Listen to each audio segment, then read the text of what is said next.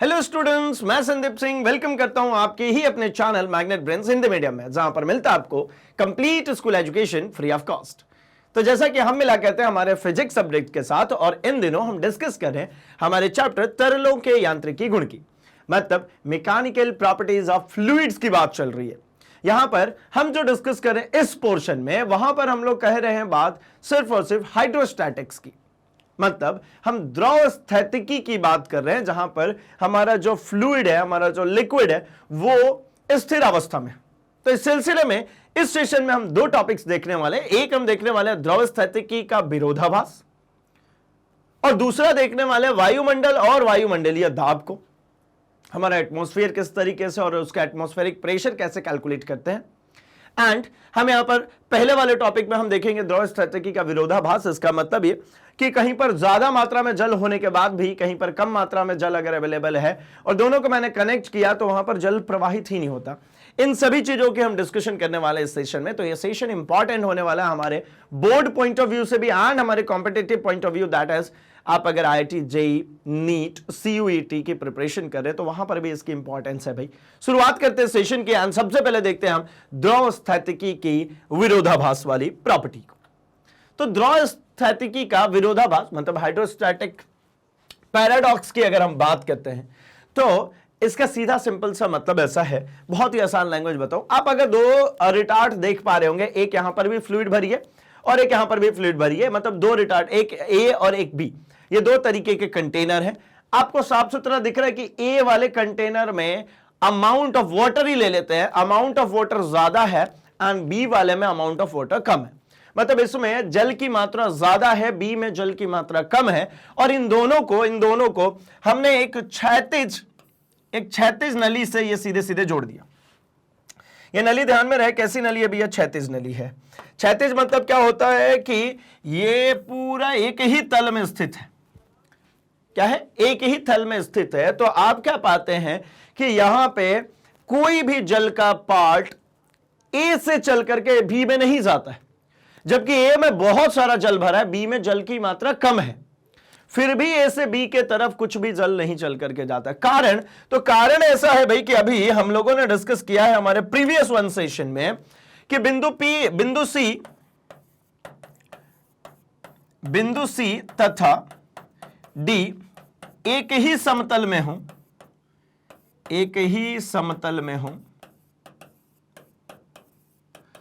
जब ये दोनों एक ही समतल में होते हैं तो हमने डिस्कशन में समझा कि भैया हमारा P1 बराबर हो जाता है P2 के, यानी इन दोनों जगहों पे जो प्रेशर होगा वो कैसा हो जाएगा, सेम हो जाता है। कैसे भाई? तो हम लोगों ने कहा था कि भैया P1 है ना plus HDG minus P2 is equals to 0 होना चाहिए। अब यहां पर H इक्वल्स टू आपने कह दिया कि 0 है, यानी ये C और D एक ही तल में है, यानी हाइट का डिफरेंस दोनों ही जगहों पर 0 है। C और D के बीच में हाइट का कोई अंतर नहीं। अगर ये 0 हो गया मतलब आप कह सकते हैं कि P plus 0 minus P2 is equals to 0, अर्थात मैं यहां से कह सकता हूं ना कि P1 इक्वल्स टू P2, यानी प्रेशर इस C बिंदु पर जो प्रेशर है इसको मैं P1 कहता हूं, और ये D बिंदु पर जो प्रेशर इसको मैं P2 कहता हूं। जब दोनों ही जगहों पर प्रेशर का मान सेम है तो कोई भी फ्लूइड, कोई भी लिक्विड का पार्ट C से D की तरफ या D से C की तरफ नहीं आएगा। हां, अगर हाइट में डिफरेंस होता तो जरूर होता। अगर हमने यहां पर हाइट में डिफरेंस होता, जैसे मान लीजिए यहां पर ये इतनी सी हाइट में डिफरेंस कर देता हूं, ये अभी देखिए, अब ये हाइट में डिफरेंस है, इसमें फ्लूइड ज्यादा भरा है, इसमें कम है। तो अगर दोनों के हाइट में डिफरेंस आपको देखने को मिल रहा है, इसका सीधा तात्पर्य यह है कि भैया ये हाइट जब तक सेम ना हो जाए, ये दिख रहा है आपको, ये एक डिफरेंस, ये वाला हाइट डिफरेंस जब तक सेम ना हो जाए तब तक इस C से D की तरफ फ्लूइड पास होता रहेगा। जैसे ही दोनों बराबर हो जाएंगे रुक जाएगा। अच्छा, एक और पॉइंट समझिए, अगर मैंने यहां पे ऐसा ना कहते हुए ऐसा कहा होता तब क्या होता? इसमें तो अमाउंट ऑफ वाटर कम है ना, जो B वाला हमारा पात्र है इसमें पानी कम है, इसमें पानी ज्यादा है। तो आपको ऐसा लग रहा होगा अच्छा ज्यादा पानी इसलिए जा रहा है। चलो भैया एक काम करते हैं, इसमें से पानी उड़ा देते हैं।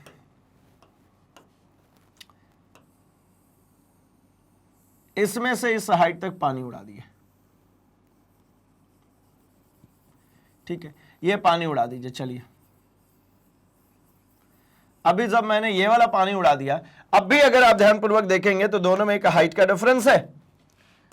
ये यहां से यहां तक एक हाइट का डिफरेंस है, और इसके कारण अब जो होगा वो डी से सी के तरफ पानी बहना शुरू होगा। कब तक? जब तक कि दोनों के लेवल सेम ना हो।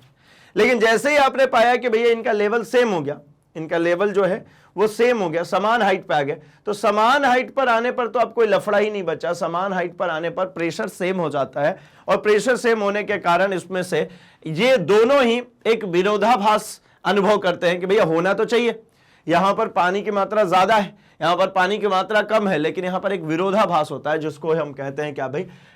Hydrostatic paradox. क्या कहते हैं उसको? Hydrostatic paradox.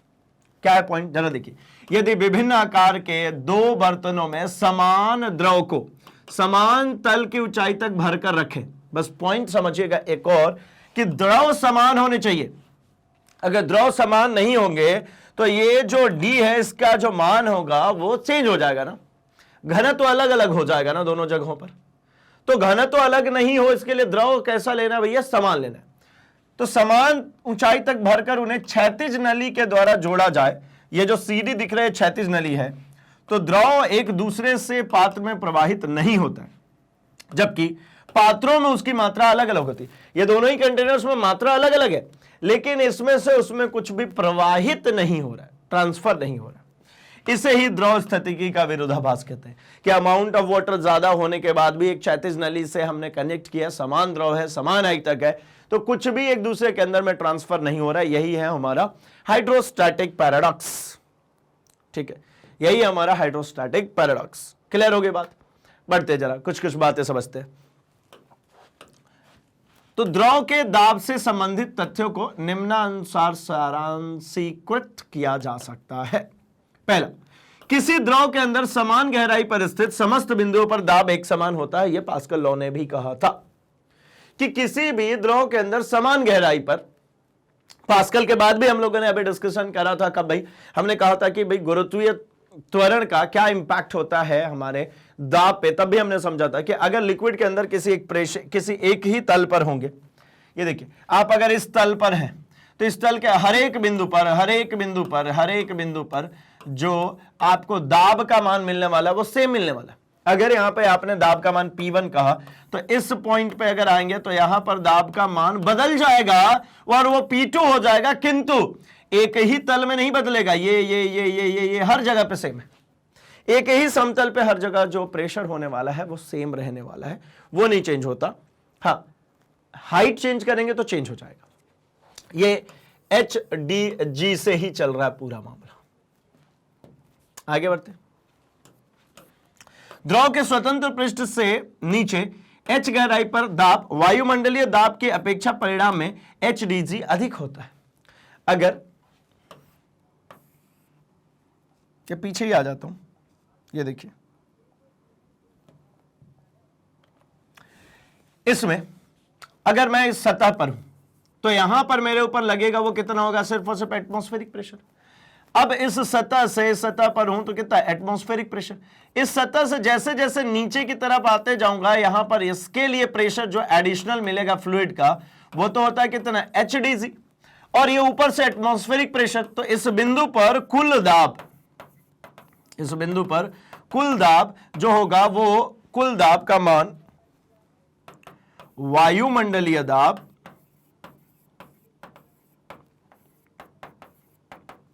प्लस तरल दाब, फ्लूइड का जो दाब होगा उसके योग के बराबर। मतलब वायुमंडलीय दाब यानी PA प्लस यहां पर HDG, इन दोनों के बराबर होगा टोटल प्रेशर। क्लियर हो गया? टोटल जो होगा वो PA प्लस HDG होगा। दूसरे पॉइंट पे हमसे ये कहा जाए, जितने डेप्थ में उतरते जाऊंगा उतना चेंज होता जाएगा। तीसरा, जिस बर्तन में द्रव भरा है उसकी आकृति का दाब पर कोई प्रभाव नहीं पड़ता। आकृति का कोई फर्क नहीं पड़ेगा। यहां पर हमारे पास में दो तरीके के कंटेनर्स अवेलेबल थे। एक ये और एक ये, अगर इस बिंदु पर दाब की बात करूं, इस बिंदु पर मैं दाब की बात करूं, तो दोनों ही जगहों पर दाब समान होने वाला है, क्योंकि हमने ये कहा ना, ये देखिए सी और डी पर दाब कैसा मिला, सेम, क्योंकि फ्लूइड एक ही तरीके की भरी है, हाइट सेम है ना। हमको क्या क्या चीज चाहिए, देखिए ना, पीए प्लस एच डी जी। अब पीए तो सेम ही होगा, एटमॉस्फेरिक प्रेशर एक ही जगह पर रखा है, एच हाइट सेम कर दिया, डी और जी तो कांस्टेंट रखना ही है, क्योंकि सेम तरल होगा तो घनत्व तो सेम होगा, और जी का मान गुरुत्वीय त्वरण तो हमेशा ही सेम होता है। अब हाइट अगर सेम रखी है, मतलब ये अगर आपने सेम पॉइंट पर रखा है, एक ही तल में रखा है, तो कोई फर्क नहीं पड़ता कि ऐसा हमारे पास में एक अवेलेबल वेसल है या फिर ऐसा बिल्कुल खड़ा एक रिटार्ट वेसल है, इन दोनों में कोई अंतर नहीं पड़ता है, आप कैसे भी वेसल को ले सकते हैं, ठीक है। चलिए, तो ये तीनों फैक्टर समझ में आ गए भाई, कि द्रव के अंदर समान गहराई पर स्थित समान बिंदुओं पर एक समान दाब होगा। अगला क्या भाई, जितना नीचे जाते जाएंगे एच डी जी प्लस वायुमंडलीय दाब होता चला जाएगा, और अगर किसी भी बर्तन में आप भर दें, उसके शेप साइज से कोई लेना देना नहीं है। चलिए आगे बढ़ते हैं, जरा हम वायुमंडल की बात करना शुरू करते हैं और वायुमंडलीय दाब की बात करते हैं। तो पृथ्वी के चारों ओर वायु के इस विशाल घेरे को ही हम वायुमंडल कहते हैं। पृथ्वी के चारों ओर क्या है भाई, तो एक विशाल वायुमंडल। देखिए ये हमारी पृथ्वी, और ये हमारी पृथ्वी के बाहर बाहर पूरा एक गैसों का अंबार लगा हुआ है, ये पूरा गैसियस मीडियम है, ठीक है। ये पूरा कैसा मीडियम है भाई, ये पूरा हमारा गैसियस मीडियम है, ये सब गैसों से भरा हुआ है, ये सब हमारा गैसों से भरा हुआ है, ठीक है। अब ये जो गैसियस मीडियम हमारे चारों तरफ भरा हुआ है, हमारे पृथ्वी के चारों तरफ भरी हुई है बराबर से। अब इनको अगर हम कहना शुरू करें तो भैया देखिए ना, ये जो पूरा गैसियस मीडियम आपको मिलने वाला है, ये कैसा होगा भाई, तो जैसे जैसे इसके ऊपर आपने गैसेस का जो घनत्व होगा, उसके अकॉर्डिंगली गैसेस एडजस्ट होती है ना। गैसेस अपने घनत्व के अकॉर्डिंगली हमारे वायुमंडल में एडजस्टेड है। ये चलो भैया कुछ तो भी बना लिया मैंने, ठीक है, ये गैसेस भरी पड़ी। अब क्या हो रहा है, जैसे जैसे ऊपर की तरफ आप बढ़ते चले जाते हैं, वहां पर गैसेस मीडियम की जो घनत्व है उसके अकॉर्डिंगली पूरा एडजस्टेबल है। आपको मैं एक सिंपल सी बात बता रहा हूं, जो अभी है ना शादी पार्टीज में आप जाते हो ना, तो आजकल क्या करते हैं भैया, वो स्टेज पूरा बादलों वाली फीलिंग देने के लिए, है ना, वो कुछ तो भी लेकर के आते हैं, वो मटके के अंदर डालते हैं और उसके ऊपर गर्म पानी डाल देते हैं। इसके बाद आप देखते हो पूरा धुआं धुआं ही हो जाता है, और धुआं ऊपर नहीं उठता, वो धुआं नीचे ही नीचे फैला होता है, ऐसा लगता है बादलों से चल करके आ रहे हैं, है ना। शादी वाले में बहुत बेहतरीन कॉन्सेप्ट चले जा रहा है भाई, है ना, देख ही रहे होंगे आप। चलिए, तो वो क्या होता है, आपको पता है वो क्या होता है? अगर पता है तो भैया कमेंट सेक्शन में आप बता दो वो क्या होता है ना। और वो कैसे काम करता है, कैसे काम करता है मैं आपको बता देता हूं, बस होता क्या है वो आप बताओगे, ठीक है। क्या होता है, वो एक तरीके का है ना बर्फ है। अब कौन सा बर्फ आप बताएंगे, किस चीज का बना है वो भी आप बताएंगे। उसमें करना क्या होता है, गर्म पानी जैसे ही डालते हैं ना, तो वो एक हेवी गैस का निर्माण करता है, एक भारी गैस का निर्माण करता है, और वो भारी गैस होने के कारण वो गैस ऊपर नहीं उठ पाती, वो गैसेस किधर रहती है, नीचे की नीचे ही रहती है, और सफेद सफेद हमें दिख रही होती है, ठीक है। वो गैस बहुत ठंडी होती है, ये भी और आपको बता दो, बहुत ठंडी होती है। वो बहुत ठंडी गैस क्या करता है भैया, तो वो नीचे अपना पूरी तरीके से क्लाउड जैसा फॉर्म कर देता है। उसी तरीके से आप ये समझ लीजिए, उसका घनत्व तो ज्यादा था, डेंस थी, ठंडी थी, तो नीचे थी। जैसे जैसे वो गर्म होती चली जाएगी, क्या होगा, ऊपर की तरफ इवेपोरेट होगी, ऊपर की तरफ बढ़ती जाएगी, घनत्व जो उसका है, डेंसिटी जो उसका है, वो कम होना शुरू हो जाएगा। तो हमारा वायुमंडल पूरी तरीके से ऐसी गैसों से भरा हुआ है, जहां पर विभिन्न प्रकार की गैसेस अवेलेबल है, और वो अलग अलग लेयर्स में अवेलेबल है। तो गैसों का ये पूरा एक जो जाल है, चारों तरफ हमारे जो फैला हुआ है ये गैस, इसी को हम कहते हैं हमारा वायुमंडल, वायु का मंडल, वायुमंडल, ठीक है ना। तो चलिए, है क्या इसमें, तो देखिए पृथ्वी के चारों ओर वायु के इस विशाल घेरे को वायुमंडल कहते हैं। वायु जो है वो कई गैसों का मिश्रण है, जिसमें से मुख्यतः 78% नाइट्रोजन और 21% ऑक्सीजन है। 78% पूरा नाइट्रोजन ही नाइट्रोजन भरा है, 21% मात्र ऑक्सीजन अवेलेबल है, और इसमें भी हम कमी किए जा रहे हैं, जो कि हमें सांस लेने के लिए जरूरी है, हमें जीवित रहने के लिए जरूरी है, फिर भी हम कम किए जा रहे हैं भैया। थोड़ा सा ध्यान रखेंगे इसका, हमारे वायुमंडल का ख्याल रखना जरूरी है, नहीं तो वो फिर अपना ख्याल रखने के लिए है ना बहुत बड़े ट्रांसफॉर्मेशन लेकर के आती है, जो कि हम अभी 2-3 साल पहले झेल भी चुके हैं, है ना। वो क्या होता है भाई, नेचर अपने आप को रीबिल्ड करने के लिए कुछ ना कुछ तो उसे करना ही पड़ेगा ना, तब जाकर के उसके पूरी चीजें बैलेंस होकर के आएंगे। अदरवाइज हम तो इम्बैलेंसेस फैला ही चले जा रहे हैं। कार्बन डाइऑक्साइड के परसेंटेज वैल्यू जैसे जैसे बढ़ती चली जा रही है उस तरीके से हमारा टेम्परेचर भी तो बढ़ रहा है, क्योंकि कार्बन डाइऑक्साइड अल्टीमेटली है ना टेम्परेचर को ट्रैप कर लेती है, तापमान बढ़ाती है। इसलिए अभी के टाइम पे गर्मी जो है बहुत ज्यादा पड़ना शुरू हो गई। आप अगर देखेंगे तो इंडिया की अगर हम बात करें तो जितने भी हमारे सीजन्स हैं वो शिफ्टेड नजर आ रहे हैं आपको, है ना। 15 से 20 दिन का शिफ्ट नजर आ रहा है ना। जो ठंडी आपको 15 तारीख तक खत्म हो जाती है, मान लीजिए 15 जनवरी के आसपास तक, वो 30 जनवरी तक जा रही है। बरसात का जो सीजन है वो 1 से 15 जून के बीच में आ जाता है, वो 30 जून के बाद आ रहा है। तो ये सब चेंजेस हो रही है प्रकृति के अंदर, इम्बैलेंसेस हो रही है, वो हमारे द्वारा ही प्रोड्यूस की गई अल्टीमेटली। खैर आते हैं हम अपने मुद्दे पे। मुद्दा कह रहा है कि भैया ये 21% ऑक्सीजन है हमारे पास जो जीवनदायिनी है, इसको भैया बचा के रखें। एंड इनके साथ अल्प मात्रा में कार्बन डाइऑक्साइड 0.03% था, अब वो 0.4 के आसपास बढ़ना शुरू हो गया है। जलवाष्प, क्लाउड्स जिसके लिए बन रहे हैं, ऑर्गन, हाइड्रोजन, सल्फर के यौगिक आदि विद्यमान हैं। ये सारे गैसेस, बहुत सारे गैसेस का मिक्सर हमारे एटमॉस्फेयर में अवेलेबल है भाई। ऑलमोस्ट बहुत सारे हैं हमारे पास, जिनमें मेजर जो थे वो नाइट्रोजन और ऑक्सीजन थे, है ना। 78 तक अगर आप पहुंच गए हैं तो 8 1 9 और 7 2 9, ठीक है ना। तो कितना 99% करीब करीब पहुंच चुके हैं। बचे हुए 1% में ही ये सब कुछ है, बचे हुए जितने भी गैसेस हैं। चलिए, तो वायुमंडल द्वारा आरोपित दाब को वायुमंडलीय दाब कहते हैं। अब भैया ये जो पूरा वायुमंडल है, अब इसकी सतह पर कोई भी चीज आएगा, इस पॉइंट की अगर हम बात करते हैं तो ये पूरा वायुमंडल इसके ऊपर क्या करेगा, ये गैसीय दाब होगा। इसीलिए इसको हम कहते हैं क्या, वायुमंडलीय दाब। क्या कहते हैं इसको, वायुमंडलीय दाब, क्योंकि इसके ऊपर पूरे ये गैसेस क्या करेंगे, प्रेशर लगाने वाले हैं। ये पूरे गैस का दाब इस पे आने वाला है भाई, बल बटा में क्षेत्रफल। तो इस एकांक क्षेत्रफल पे इस पूरे गैस का दाब आएगा, जिसको हम कहते हैं वायुमंडलीय दाब, ठीक है। पृथ्वी तल पर इसका मान लगभग 1.013 इंटू 10⁵ न्यूटन पर स्क्वायर मीटर होता है। ध्यान में रखेंगे इस बात को भी कि ये है ना, ये sometimes it's given that 10⁵ pascal. Pascal का अल्टीमेट मतलब वही है न्यूटन पर स्क्वायर मीटर, है ना। पास्कल मतलब न्यूटन पर स्क्वायर मीटर, दाब की यूनिट है। 1.013, ये 0.013 को कई बार को नेग्लेक्ट भी कर देते हैं हम, 10⁵ भी कंसीडर करके चलते हैं। क्लियर हो गई होगी बात, ठीक। चलिए और आगे बढ़ता हूं मैं। तो अब है ना कुछ कन्वर्जन्स देखते हैं, यूनिट का कन्वर्जन, ये बड़ा ही इंपॉर्टेंट होता है ना। और हमारे बायो वाले भैया लोग, दीदी लोग, बिल्कुल भैया ध्यान से देखना, क्योंकि यहाँ पर गेम हो जाता है हमारे साथ, है ना। हमारे एग्जाम में बड़ा गेम होता है, हम बहुत फ्रस्ट्रेटेड रहते हैं, अरे यार न्यूमेरिकल्स में पता नहीं क्या करते रहते हैं, कभी कुछ और देते हैं, कभी कुछ और देते हैं सेम चीज में, कभी कुछ मल्टीप्लाई करके रखते हैं, कभी बिना मल्टीप्लाई किए रखते हैं। तो भैया बड़े ही फ्रस्ट्रेटेड रहते हैं, अरे यार ये फालतू फोकट में मैथ्स कहाँ से आ गई फिजिक्स में। तो भैया देखो, बिना मैथ्स के हमारी फिजिक्स एग्जिस्ट ही नहीं करती है, इनफैक्ट साइंस एग्जिस्ट नहीं करता। तो मैथ्स तो आपका पीछा नहीं छोड़ने वाला, है ना। ये एक बहुत बड़ा धोखा हुआ है आपके साथ में। आपने सोचा होगा कि 11th क्लास में हमने बायोलॉजी ले लेते हैं तो मैथ्स से हमारा छुटकारा हो गया है ना, बच जाएंगे। तो भैया ऐसा नहीं है, मैं बता दूं, धोखा हुआ है आपके साथ में। पूरी मैथ्स भरी पड़ी है भाई, लेकिन घबराना नहीं है, बड़ी ही आसानी से हमने हमारा पहला पार्ट जब खत्म कर लिया, हमने पूरी मैकेनिक्स की बात कर ली, हमने उतने सारे क्वेश्चंस कर लिए, तो भैया इधर आते आते तो ये सब तो हलवा लग रहा होगा ना अब आपको भी। चलिए आइए देखिए क्या कह रहे हैं वायुमंडलीय दाब के मात्रा की बात करनी है हमें। बहुत सारे चेंजेस हमें देखने को मिलता है। पृथ्वी तल पर औसत वायुमंडलीय दाब 1.013 इंटू 10⁻⁴ न्यूटन पर स्क्वायर मीटर होता है, इसे हमने बात कर ली।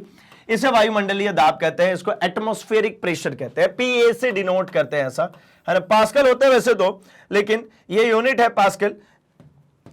एटमॉस्फेरिक प्रेशर को हम डिनोट करते हैं। चलिए, तो एटीएम कहते हैं भैया पास्कल को पीए से, और एटमॉस्फेरिक प्रेशर को कैसे, एटीएम। मतलब एटमॉस्फेरिक प्रेशर, एक वायुमंडलीय दाब जो होगा, एक वायुमंडलीय दाब जो होगा वो 1.013 इंटू 10⁵ न्यूटन पर स्क्वायर मीटर। अब ये इसी की बात मैं कर रहा था कि ये क्या होता है, पास्कल। मतलब 1.013 इंटू 10⁵ पास्कल लिख सकते हैं। ये 76 सेंटीमीटर मरकरी को बैलेंस कर लेता है। ये क्या किया था, तो हम लोगों ने एक स्टेटमेंट पढ़ी थी हमारे प्रीवियस वन सेशन में। अगर मान लीजिए हमने एक ये खुली तल की, ये खुली तल हुई,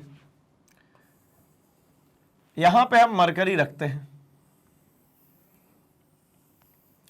क्या रख ले भैया, यहां पे हम मरकरी रख लेते हैं, ठीक है।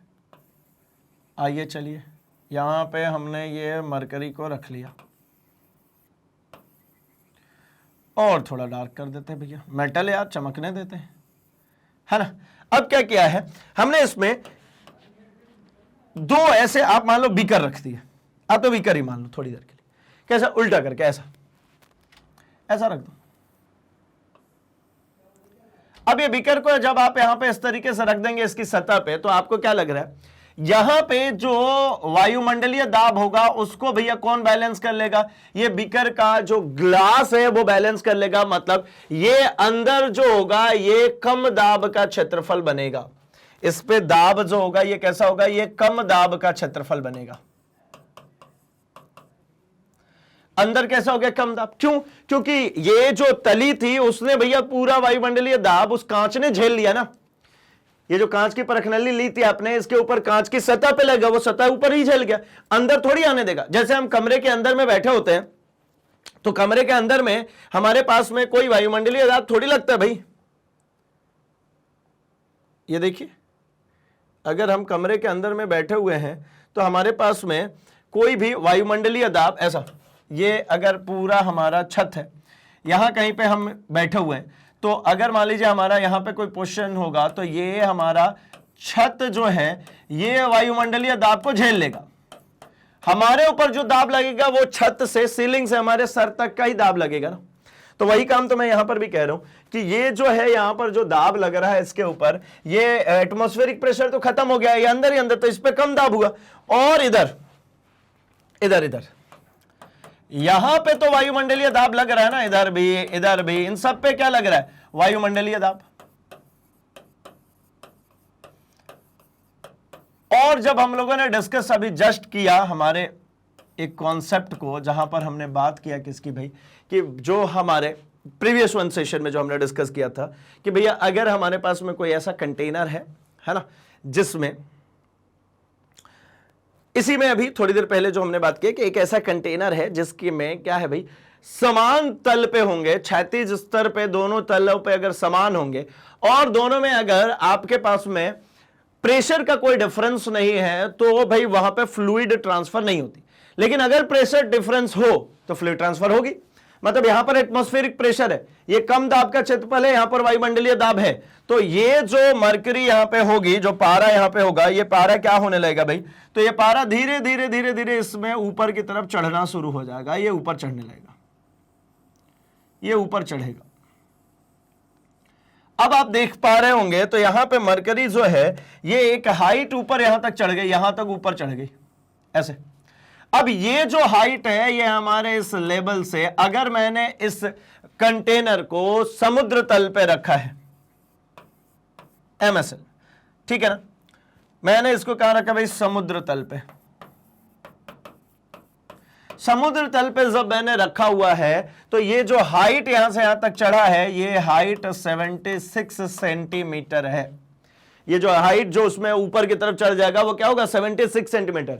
ये एक्सपेरिमेंट आप अपने घर पे भी कर सकते हो। आपको क्या करना है, एक टब में पानी लो और उसमें एक उल्टा करके ग्लास, कांच का ग्लास एक ऐसा उल्टा करके आप रखिए, तो आप क्या पाएंगे कि ये स्तर पे जो पानी था उससे कांच के ग्लास में जो पानी का स्तर है वो ऊपर है थोड़ा सा। वो रीजन क्या है, क्योंकि ये खुला जो तल था इस पे वायुमंडलीय दाब लग रहा है, ग्लास के अंदर उसके पेंदे पर ही वायुमंडलीय दाब लग के ऊपर ही खत्म हो गया, यानी ग्लास के भीतर एक कम दबाव का क्षेत्रफल बनेगा, जहां पर ये वाली जो फ्लूइड होगी वो जा जा करके ऊपर की तरफ उठना शुरू हो जाएगी, तो कंपैरेटिवली उसमें उतना ऊपर उठ जाएगा। यही चीज एक एटमॉस्फेरिक प्रेशर के लिए कह रहे हैं कि जो 1.013 इंटू 10⁵ न्यूटन पर स्क्वायर मीटर है, या 1.013 इंटू 10⁵ पास्कल है, ये 76 सेंटीमीटर पारे को बैलेंस कर देता है। ठीक है, ये 76 सेंटीमीटर पारा को बैलेंस करता है। ये पारा आप समझ गए होंगे, मरकरी मेटल है भाई, लिक्विड फॉर्म में होती है। चलिए आगे बढ़ते हैं। ऋतु विज्ञान में दाब का मात्रक बार होता है। जब आपने सुना हो। ऋतु विज्ञान का मतलब क्या हो गया भाई, अगर मौसम संबंधी चीजों की जानकारियां देनी होती है तो उसमें इसकी यूनिट बार होती है, बार में मेजर करते हैं। यह एक बार जो होता है 10⁵ पास्कल के बराबर होता है, और एक मिली बार जो होगा 10⁻³ बार या 10⁻² पास्कल के बराबर होता है। मतलब मिली बार की बात करें 10⁻³ बार, इसको मल्टीप्लाई करेंगे तो 10⁻+2 बचा होगा। तो एक बार जो होता है वो 10⁵ पास्कल के बराबर होता है ना। ठीक, चलिए आगे देखते हैं। अगर हम औषध विज्ञान की बात करें, मतलब हम मेडिसिनल्स की बात करते हैं, तो औषध विज्ञान तथा शारीरिक क्रिया विज्ञान में इसको टोर कहते हैं, जिसे टोरिसिली के नाम पर रखा गया था। हम टोरिसिली का एक एक्सपेरिमेंट पढ़ने वाले हैं आगे सेशन में। टोरिसिली के नाम पर ही इसको दिया गया, टोर कहते हैं। हमारी बॉडी के अंदर जो प्रेशर होता है उसको कैलकुलेट करने के लिए इसका प्रयोग किया जाता है। हमारे अंदर भी तो भैया देखिए ना, ब्लड प्रेशर आप कैलकुलेट करते हैं, बीपी मॉनिटर करते हैं ना भाई, ब्लड प्रेशर काउंट होता है। इसके अलावा मेडिसिनल्स बहुत सारे यूसेस हैं, मतलब मेडिकल साइंस की जितनी भी बात करेंगे, है ना। मैंने बोला था ना बायो वाले भैया लोग तो देखिए आपके लिए ही तो आ रहा है, इसीलिए आपको बायो पढ़ना पड़ता है भाई। देखिए ना, बिना इन सभी चीजों के आप कैसे पढ़ोगे बायोलॉजी, बिना मैथ्स के कुछ होना नहीं है। ये जो बात कही जाती है वो इसीलिए कही जाती है क्योंकि इसकी यूटिलिटी है ना भाई। चलिए, तो टोर कहते हैं, एक टोर जो होता है वो 1 mm पारा के बराबर होता है। मतलब एक टोर 1 mm Hg ऐसे लिखते हैं। जैसे आपने देखा होगा कि जो अभी आपके घरों में, अगर आजकल बहुत सारे लोग अपने घरों में रखना शुरू हो गए हैं भाई, क्या, बीपी मॉनिटर, है ना, ब्लड प्रेशर मॉनिटर करने के लिए। तो आप जब बीपी मॉनिटर देखोगे ना, तो वो जहां पे उसके रीडिंग्स लिखी आती है वहां पे ऐसे लिखा होता है mmHg। mmHg का मतलब क्या है भाई, वो एक टोर की बात कर रहा है। Hg का मतलब वो हमारा पारा है। तो ये Hg ऐसा लिखा हुआ आपको दिखेगा उसके अंदर, या फिर डॉक्टर जब आपने है ना टेस्ट कोई चेकअप कराया होगा तो उसमें लिख करके देते तो mmHg लिखते हैं। इसका मतलब क्या है भैया, ये एक टॉर जो होता है वो 1 mmHg के बराबर होता है। और ये किसके कितना पास्कल, तो 133.28 पास्कल के बराबर होता है भाई। 133 × 28 पास्कल के बराबर होता है। ठीक है, चलिए, तो 1 mm पारा दाब वह दाब है जिससे 1 mm ऊंचा पारे का स्तंभ आरोपित करता है। 1 mm पारा का मतलब क्या हुआ कि अगर एक पारा एक रिटार्ट में भरा है कितने तक, तो ये भरा है सिर्फ 1 मिलीमीटर ऊंचाई तक भरा है, तो जो दाब देगा ऐसा, इसके अंदर में ये वर्टिकल रिटार्ट बनाइए बिल्कुल, ठीक है। इसमें 1 mm तक, ये 1 mm तक जो पारा भरा है, जो ये अपने सतह पे, यहां पे इस सतह पे जो दाब ये डाल रहा होगा, उसी को कहते हैं हम क्या भाई, उसी को कहते हैं 1 mm पारा। ठीक है, चलिए, तो यहां पे हमने इनकी बात कर ली, इन पूरे ही टॉपिक्स के हमने डिस्कशन कर ली है। अब कर लेते हैं इस सेशन को यहीं कहीं पर समाप्त, है ना, क्योंकि हमें कुछ कुछ बातें जो डिस्कस करनी थी वो हमने कर ली है इसके अंदर में। अब इसी पर बेस्ड हमारा जो है बैरोमीटर आने वाला है हमारे अगले सेशन में, जहां पर हम डिस्कस करेंगे कि ये मेजरिंग इंस्ट्रूमेंट है, किस तरीके से हम मेजरमेंट करते हैं, कैसे उसको बनाया गया है, उसकी बात करने वाले हैं। तो देखिए भाई, मैग्नेट ब्रेन्स जैसा कि हमेशा से कमिटेड है भाई एक हाई क्वालिटी एजुकेशन प्रोवाइड करने के लिए, और हम ये सारे ही कोर्स कंटेंट लेकर के आते हैं फ्री ऑफ कॉस्ट। ये पूरा कोर्स कंटेंट डिजाइंड है NCERT बेसिस पर। इसका मतलब होता है कि आप किसी भी बोर्ड से हो, सेंट्रल बोर्ड से हो, स्टेट बोर्ड से हो, कोई बात नहीं भाई, ये पूरा ही कोर्स कंटेंट आपके लिए है, क्योंकि सभी स्टेट बोर्ड्स में भी अब NCERT को फॉलो की जाती है।